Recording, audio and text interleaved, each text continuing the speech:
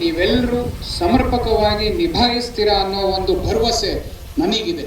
ನಮ್ಮ ಜಿಲ್ಲಾ ಪೊಲೀಸಿನ ಏನು ಒಂದು ಹೆಮ್ಮೆ ಹಿರಿಮೆ ಅದನ್ನು ಎತ್ತಿ ಇಲ್ಲಿ ತನಕ ಹೇಗೆ ಹಿಡಿದಿದ್ದೀರಾ, ಬರುವ ದಿನಗಳಲ್ಲೂ ಕೂಡ ಇನ್ನೂ ಅದನ್ನು ಉತ್ತುಂಗಕ್ಕೆ ಈ PCAP ಮುಖಾಂತರ ತಗೊಂಡು ಹೋಗ್ತೀರಾ ಅನ್ನೋ ಒಂದು ಆಶಯದಲ್ಲಿ ಈ ಒಂದು ಕಾರ್ಯಕ್ರಮವನ್ನು ನಾವು ಹಮ್ಮಿಕೊಂಡಿದ್ವಿ.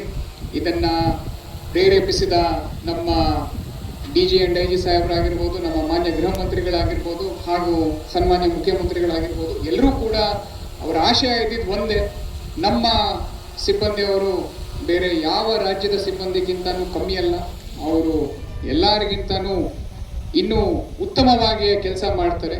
ಹಾಗೆ ನಮ್ಮ ಟರ್ನ್ಔಟಲ್ಲೂ ಕೂಡ ಅದನ್ನು ತರೋಣ ಅಂತ ಹೇಳಿ ಈ ಒಂದು ಅದ್ಭುತವಾದ ಡಿಸಿಷನನ್ನು ತಗೊಂಡಿದ್ದು.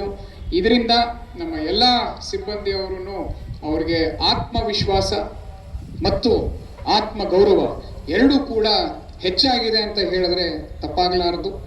ಇದನ್ನು ನೀವೆಲ್ಲರೂ ಕಡ್ಡಾಯವಾಗಿ ಧರಿಸಿ ನಿಮ್ಮ ಟರ್ನ್ಔಟನ್ನು ಸ್ಮಾರ್ಟಾಗಿ ಪ್ರತಿದಿನ ನೋಡ್ಕೊಂಡು ಬನ್ನಿ.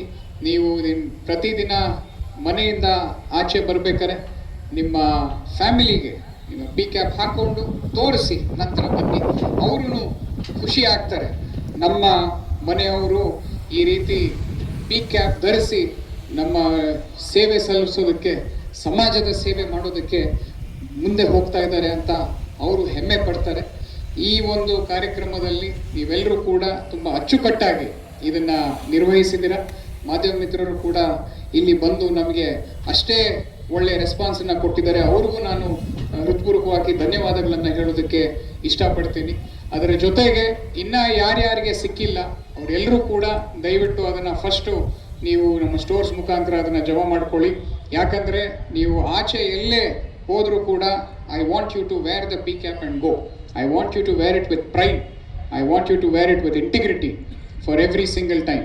ಸೊ ಅದು ಹಾಕಿದಾಗೆಲ್ಲ ನೀವು ಅದನ್ನು ಜ್ಞಾಪಕ ಹಿಡ್ಕೊಂಡು ಕೆಲಸ ಮಾಡಿ ಅಂತ ಹೇಳ್ತಾ ಈ ದಿನ ಮತ್ತೊಮ್ಮೆ ನಿಮ್ಮೆಲ್ಲರಿಗೂ ನಾನು ಶುಭಾಶಯಗಳನ್ನು ತಿಳಿಸಿ ನನ್ನ 2 ಮಾತುಗಳನ್ನು ಮುಗಿಸ್ತಾ ಇದ್ದೀನಿ. ಜೈ ಹಿಂದ್, ಜೈ ಕರ್ನಾಟಕ ಮಾತೆ.